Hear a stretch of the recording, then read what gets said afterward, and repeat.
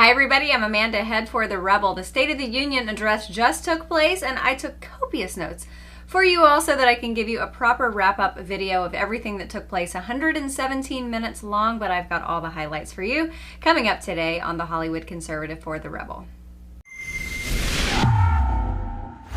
So one of the first things you probably noticed at the very beginning, before President Trump even came into the House chamber, was that Speaker Nancy Pelosi and Vice President Mike Pence were standing together in the rostrum at the front of the House chamber, and you could practically see icicles forming between them. It was such an icy situation and exchange. Those two do not have a very warm relationship because we are in such a divisive place in America, and it's unfortunate because so many things could be getting done. But let's dive into what happened. President Trump, a new Gallup poll just came out. He's got the highest rating so far in his presidency, a personal best at 49% approval. You've got Republican approval at 94%. So within the Republican Party, he's pretty much got that shored up. 3 years ago, we launched the Great American Comeback. Tonight, I stand before you to share the incredible results. Jobs are booming, incomes are soaring, poverty is plummeting, crime is falling, confidence is surging, and our country is thriving and highly respected again. The years of economic decay are over. Gone too are the broken promises, jobless recoveries, tired platitudes, and constant excuses for the depletion of American wealth, power, and prestige. He's pro-worker, pro-family, pro-growth, and most importantly, pro-American. President Trump's new trade deals, obviously with China, the newest one, phase one that he announced last week, creating 7 million new jobs. That is 5 million more than industry experts projected during the previous administration. Unemployment is the lowest it's been in over half a century. Average unemployment lower than any president in the history of our country. I bet you don't hear that in Canada. African American, Hispanic, and Asian unemployment lowest levels in history. President Trump talked about school choice. One of his guests was a fourth grader named Janiah Davis. Her mom, Stephanie, is a single mom, and President Trump spoke about how her future in school had basically been snuffed out when their governor there in Pennsylvania vetoed legislation to allow 15,000 school children to have school choice. But President Trump said, "I am pleased to inform you that your wait is over." He announced an opportunity scholarship going to this young lady so that she can go to the school of her choice. So she and her mother both looked very excited about that. President Trump then said, "I call on Congress to give 1 million students the same opportunity, pass the Education Freedom Scholarships and Opportunity Act so that kids across America can go to the schools where their parents feel is best for their education." President Trump talked about he has implemented record and permanent funding for National Historic Black colleges and universities. Of course, Democrats remained seated on that. He talked about protecting Medicare and Social Security, protecting pre-existing conditions, lowering prescription costs, price transparency bill. This is something that's going to be huge. It's something that's going to bring down the cost and raise up the quality of healthcare. He talked about the opioid crisis and how the levels are down across the Midwest, depending on state, about 10 to 14%. President Trump talked about how he plans to eradicate the AIDS epidemic by the end of this decade, assuming Republicans stay in power. He then brought up called up to stand Rush Limbaugh, the pioneer in talk radio here in America. A man that so many people, millions upon millions upon millions of people listen to this guy on a daily basis. And again, given a very, very bad news by his doctor in the form of advanced lung cancer.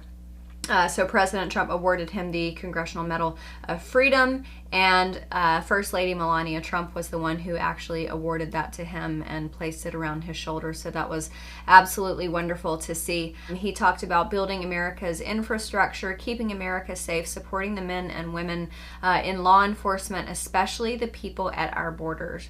the men and women who are a part of ICE. He gave out some pretty staggering numbers. Illegal crossings are down 75% since this past May. That is 8 straight months in a row of dropping and dropping and dropping. And by next year, they are hoping to have completed 500 miles of border wall along our southern border. Our ICE agents, get this, have seized 200,000 pounds of illegal narcotics. Those are narcotics that would be pouring into our country, contributing to American deaths and addictions. So that's excellent. President Trump said we need an immigration system based on merit, welcoming those who follow the rules, contribute to the economy, support themselves financially, and uphold our values. Seems pretty plain and simple, but then people still want to cut in line. President Trump said we are combating radical Islamic terrorism. Last week, he announced the Middle East peace plan. He discussed the fact that the caliphate has basically been destroyed. The founder of ISIS, al-Baghdadi, is dead. Democrats actually clapped on that one, so that was nice to see. He talked about Operation 814, that was 814, that was named after Kayla Mueller's birthday. She was the 26-year-old who was taken prisoner and tortured and murdered by al-Baghdadi, and her parents were there in the gallery, and man, her dad looked like he was just fighting back tears the entire time. And this is what he closed with. Our ancestors braved the unknown, tamed the wilderness, settled the Wild West, lifted millions from poverty, disease, and hunger, vanquished tyranny and fascism, ushered the world to new heights of science and medicine, laid down the railroads, dug out the canals, raised up the skyscrapers, and ladies and gentlemen, our ancestors built the most exceptional republic ever to exist in all of human history, and we are making it greater than ever before. This is our glorious and magnificent inheritance. We are Americans. We are pioneers. We are the pathfinders. We settled the new world. We built the modern world. And we changed history forever by embracing the eternal truth that everyone is made equal by the hand of Almighty God. Our brightest discoveries are not yet known. Our most thrilling stories are not yet told. Our grandest journeys are not yet made.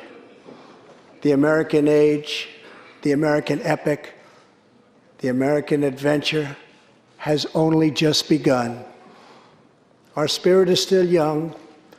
The sun is still rising. God's grace is still shining.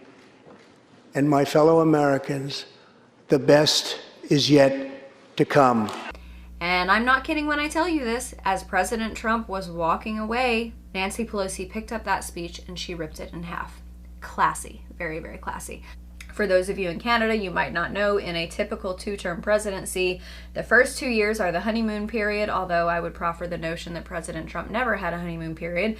But the first 2 years of the honeymoon period, the next 2 years are spent campaigning for the second term, and then in the second term is when, assuming you have the support of the House and the Senate, you can finally start getting things done. So for you all in Canada, this election is going to actually be possibly even more pivotal than 2016. So we'll be keeping you all posted on all of this. I hope you have enjoyed my State of the Union wrap-up, and we'll see you soon.